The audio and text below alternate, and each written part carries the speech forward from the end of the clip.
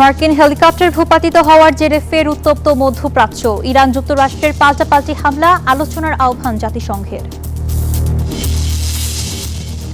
যুক্তরাষ্ট্র ইরানের সামরিক উত্তেজনার প্রভাব বৈশ্বিক অর্থনীতিতে। এশিয়ার শেয়ার বাজারে পতন, ব্যারেল প্রতি তেলের দাম ছাড়ালো $92। এবং দুর্দিনে কংগ্রেসকে আঁকড়ে ধরার চেষ্টা মমতা অভিষেকের। তৃণমূলের ভাঙনে লোকসভায় 2/3 সংখ্যাগরিষ্ঠতা পেতে মরিয়া এনডিএ। স্বাগত গ্লোবাল টাইমে। বিশ্বের নানা প্রান্তের খবর নিয়ে আপনাদের সাথে আছি আমি মেহেরুন্নেসা মেঘলা। দেখছিলেন শিরোনামগুলো, এবারে পুরো খবর। মার্কিন হেলিকপ্টার ভূপাতিত হওয়ার জেরে মধ্যপ্রাচ্যে উত্তাপের আগুনে যেন ঘি পড়েছে। ইরানের বিভিন্ন লক্ষ্যবস্তুতে হামলা করেছে যুক্তরাষ্ট্র, আরও হামলার হুমকিও দিয়েছে। জবাবে মধ্যপ্রাচ্যের বিভিন্ন মার্কিন ঘাঁটিতে ক্ষেপণাস্ত্র ছুড়েছে ইরান। এমন অবস্থায় সব পক্ষকে আলোচনার টেবিলে ফিরতে আরও একবার আহ্বান জানিয়েছে জাতিসংঘ। ইরানের এই এলাকাটির মঙ্গলবারের চিত্র, যেখানে একের পর এক হামলা চালায় যুক্তরাষ্ট্র। এমন হামলা হয়েছে ইরানের জাস, কেশম, বন্দর আব্বাস, সিরিক ও মিনাপ এলাকাতেও। সব মিলিয়ে এসব হামলা হয়েছে বেশ বিস্তৃত পরিসরে। মার্কিন সেন্ট্রাল কমান্ড সেন্টকমের দাবি, ইরানের যোগাযোগ ও রাডার ব্যবস্থা ধ্বংস করাই এসব হামলার মূল লক্ষ্য। এ লক্ষ্যে যুক্তরাষ্ট্র কতটা সফল তা এখনো অনিশ্চিত। তবে পাল্টা জবাব দিয়ে চলেছে ইরান। ক্ষেপণাস্ত্র ছুড়ে চলেছে মধ্যপ্রাচ্য জুড়ে থাকা যুক্তরাষ্ট্রের বিভিন্ন লক্ষ্যবস্তুতে। জর্ডানের মার্কিন বিমান ঘাঁটি, বাহরাইনের 5ম মার্কিন নৌবহর সহ 21টি অবকাঠামোয় ড্রোন ও মিসাইল হামলা করেছে ইরান। হামলার আতঙ্কে সতর্ক অবস্থানে কুয়েতও। মূলত ইরানের বিরুদ্ধে সামরিক হেলিকপ্টার ভূপাতিত করার অভিযোগ টেনে সাম্প্রতিক হামলা চালায় যুক্তরাষ্ট্র, যে অভিযোগ প্রত্যাখ্যান করেছে ইরান। দেশের পররাষ্ট্রমন্ত্রী আব্বাস আরাকচি বলেছেন, হিংস্র আচরণ করছে ওয়াশিংটন। এ বিষয়ে সৌদি আরব ও তুরস্কের সঙ্গে ফোন আলাপও করেছেন। নীরব দাস, নিউজ 24। যুক্তরাষ্ট্র ও ইরানের মধ্যে নতুন করে ছড়িয়ে পড়া সামরিক উত্তেজনার সরাসরি প্রভাব পড়েছে বৈশ্বিক জ্বালানি ও শেয়ার বাজারে। মধ্যপ্রাচ্যের সংঘাত আরও বিস্তৃত হওয়ার আশঙ্কায় এশিয়ার শেয়ার বাজারগুলোতে বড় ধরনের দরপতন দেখা গেছে। পাশাপাশি জ্বালানি সরবরাহ ব্যাহত হওয়ার শঙ্কায় আন্তর্জাতিক বাজারে অপরিশোধিত তেলের দাম এক লাফে অনেকটাই বেড়ে গেছে। এর ফলে বিশ্বজুড়ে নতুন করে মূল্যস্ফীতি বাড়ার প্রবল শঙ্কা করছেন বিনিয়োগকারীরা।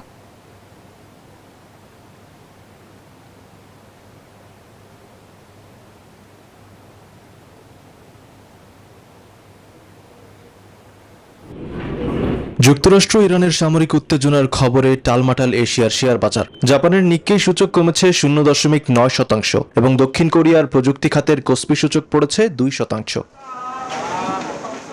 এদিকে 7 সপ্তাহের সর্বনিম্ন অবস্থান থেকে ঘুরে দাঁড়িয়েছে জ্বালানি বাজার। ব্রেন্ট ক্রুডের দাম বেড়ে ব্যারেল প্রতি $93.29 এবং যুক্তরাষ্ট্রের WTI তেলের দাম উঠেছে $88.97। এমন অস্থিতিশীল পরিস্থিতিতে সবার নজর এখন যুক্তরাষ্ট্রের মূল্যস্ফীতির হালনাগাদ তথ্যের দিকে। অর্থনীতিবিদদের সংখ্যা চলমান এই যুদ্ধের নেতিবাচক প্রভাবে মে মাস শেষে 4.2% পৌঁছাতে পারে মূল্যস্ফীতির হার। Desk report, news 24। দলের দুর্দিনে ভারতীয় কংগ্রেসের ওপরেই আস্থা রাখতে চায় তৃণমূল। পশ্চিমবঙ্গের রাজনৈতিক সমীকরণ ও জাতীয় রাজনীতির নানা জল্পনার মধ্যেই মমতা বন্দ্যোপাধ্যায়ের পর কংগ্রেসের শীর্ষ নেতৃত্বের সঙ্গে যোগাযোগ বাড়িয়েছেন অভিষেক বন্দ্যোপাধ্যায়ও। এদিকে বিধানসভায় ভরাডুবির পর মমতার প্রতি দলের অনাস্থাকে কাজে লাগাতে মরিয়া শাসক দল বিজেপি। লক্ষ্য লোকসভায় এনডিএর 2/3 সংখ্যাগরিষ্ঠতা অর্জন। নির্বাচনী ধাক্কা, দলীয় অস্থিরতা আর জাতীয় রাজনীতির চাপে অনেকটাই কোণঠাসা তৃণমূল কংগ্রেস। নিশ্চুপ মমতা বন্দ্যোপাধ্যায়, দিশেহারা দলের সর্বদলীয় সাধারণ সম্পাদক অভিষেক বন্দ্যোপাধ্যায়ও। এই পরিস্থিতিতে তৃণমূল কংগ্রেসে ফের বড় রাজনৈতিক চাঞ্চল্য। দিল্লিতে কংগ্রেস নেতৃত্বের সঙ্গে মমতার বৈঠকের 24 ঘণ্টা না পেরোতেই রাহুল গান্ধীর সঙ্গে দেখা করেন অভিষেক বন্দ্যোপাধ্যায়। বৈঠক নিয়ে কেউ মুখ না খুললেও রাজনৈতিক মহলের ধারণা, বিরোধী শিবিরে নতুন সমন্বয় করার চেষ্টা চলছে।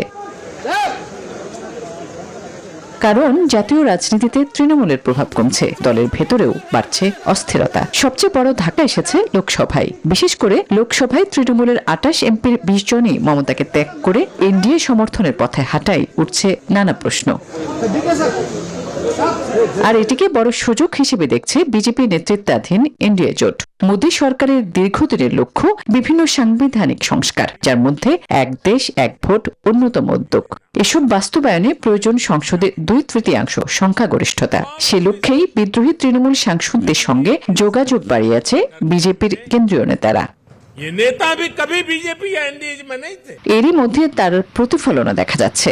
লোকসভার স্পিকারের কাছে পাঠানো চিঠিতে এনডিএকে সমর্থনের কথা জানিয়েছেন তৃণমূলের বিদ্রোহী সাংসদরা। ফলে কংগ্রেসের সঙ্গে সখ্য তৃণমূল কংগ্রেসকে রাজনৈতিকভাবে ঘুরে দাঁড়ানোর সুযোগ দেয় নাকি বিজেপির কৌশলের সামনে আরও কোণঠাসা হয়, তাই এখন দেখার বিষয়। আসমাতুলি, নিউজ 24। আন্তঃসীমান্ত সন্ত্রাসবাদ দমনের অংশ হিসেবে আফগানিস্তান বিমান হামলা চালিয়েছে পাকিস্তান। মঙ্গলবার রাতে এই হামলা চালানো হয়। ইসলামাবাদের দাবি, এতে বেশ কজন সন্ত্রাসী নিহত হয়েছে। অন্যদিকে বেসামরিক নাগরিকের প্রাণহানির অভিযোগ করেছে তালেবান সরকার। আফগানিস্তান সীমান্তে ফের বিধ্বংসী বিমান হামলা চালিয়েছে পাকিস্তান। আঘাত এনেছে দেশটির কুন্নার, খুশদ ও পাকতিকা প্রদেশে। ইসলামাবাদের দাবি, এসব এলাকায় সশস্ত্র গোষ্ঠী তেহরিকে তালিবান পাকিস্তান টিটিপির প্রশিক্ষণ সেন্টার ও অস্ত্র ভান্ডারে হামলা হয়েছে। এতে পরাস্ত হয়েছে টিটিপির 26 জন সদস্য। তবে হামলায় 11 শিশু সহ মোট 13 জন বেসামরিকের প্রাণ গেছে বলে জানিয়েছে তালেবান প্রশাসন। তালেবান সরকারের মুখপাত্র জাবিউল্লাহ মুজাহিদ একে মানবতা বিরোধী অপরাধ হিসেবে আখ্যা দিয়ে তীব্র নিন্দা জানিয়েছেন। যদিও গোয়েন্দা তথ্যের ভিত্তিতে সুনির্দিষ্ট ও পরিকল্পিতভাবে হামলা চালানোর দাবি করেছে পাকিস্তান। দেশটির তথ্যমন্ত্রী আয়াতুল্লাহ তারার এক্স বার্তায় পাল্টা দাবি করেন, টিটিপি কমান্ডার আলিম খান খুশালি ও আক্তার মুহাম্মদ জানির সঙ্গে সম্পৃক্ত 4টি লক্ষ্যবস্তুতে আঘাত করা হয়েছে। মূলত 2021 সালে তালেবানরা দ্বিতীয়বারের মতো আফগানিস্তানের ক্ষমতায় আসে। সেই থেকে ফাটল ধরে দুই প্রতিবেশী ইসলামাবাদ কাবুলের সম্পর্কে, যার মূলে রয়েছে আন্তঃসীমান্ত সন্ত্রাসবাদ। নীরব দাস, নিউজ 24। দিল্লিতে বিজিবি ও বিএসএফ এর 57তম মহাপরিচালক পর্যায়ের 4 দিনের সম্মেলনের আজ তৃতীয় দিন।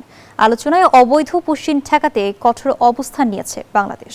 বৈঠকে সীমান্তে নিরস্ত্র বাংলাদেশি হত্যা বন্ধ, মাদক ও অস্ত্র চোরাচালান রোধ এবং 150 গজের মধ্যে অবৈধ অবকাঠামো নির্মাণ বন্ধেরও জোর দাবি জানিয়েছে বিজিবি। নতুন সরকার গঠনের পর দুই বাহিনীর এটিই প্রথম শীর্ষ বৈঠক। আগামীকাল যৌথ দলিল স্বাক্ষরের মধ্য দিয়ে আনুষ্ঠানিকভাবে শেষ হবে 4 দিনের এই সম্মেলন।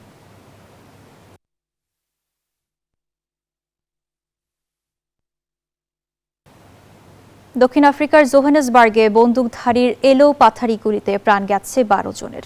মঙ্গলবার জোহানেসবার্গের পূর্বে ক্লিভল্যান্ডের একটি বস্তিতে এই বন্দুক সহিংসতা হয়।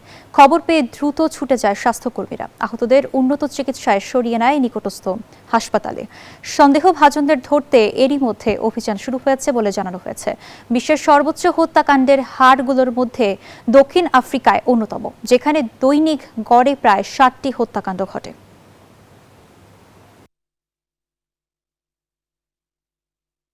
উত্তর আয়ারল্যান্ডের বেলফাস্টে এক ব্যক্তির ওপর ছুরিকাঘাতের ঘটনাকে কেন্দ্র করে অভিবাসী বিরোধী বিক্ষোভে রূপ নিয়েছে সহিংসতায়। গেল সোমবার 40 বছর বয়সী এক ব্যক্তির ওপর দুর্বৃত্তদের হামলার ঘটনা সামাজিক যোগাযোগ মাধ্যমে ছড়িয়ে পড়লে কয়েক ঘন্টার ব্যবধানে উত্তেজনা ছড়িয়ে পড়ে। ঘটে সড়ক অবরোধ, বাড়িগাড়িতে অগ্নিসংযোগ এবং ভাঙচুরের ঘটনা। অভিবাসনদের বিরোধীদের সহিংস বিক্ষোভ বেলফাস্টে সীমাবদ্ধ থাকেনি। উত্তর আয়ারল্যান্ডের আরও কয়েকটি এলাকায় বিক্ষোভ ও অস্থিরতার খবর পাওয়া গেছে। পরিস্থিতি নিয়ন্ত্রণে মোতায়েন করা হয় অতিরিক্ত পুলিশ। উদ্বেগ জানিয়েছে আয়ারল্যান্ড সরকার। নিন্দা ও উদ্বেগ জানিয়েছে ব্রিটিশ প্রধানমন্ত্রী কিয়ার স্টারমারও।